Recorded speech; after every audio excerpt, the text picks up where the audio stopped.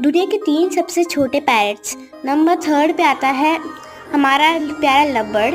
ये लवबर्ड काफ़ी मासूम, प्यारा और एकदम लॉयल बर्ड होता है और इसकी हाइट ज़्यादा नहीं पर 4-5 इंचेस ही होती है। और नंबर 2 पे आता है बजीज पैरट। ये पैरट काफ़ी छोटा, मासूम और लॉयल होता है। इसकी हाइट ज़्यादा नहीं पर 5 सेंटीमीटर तक होती है।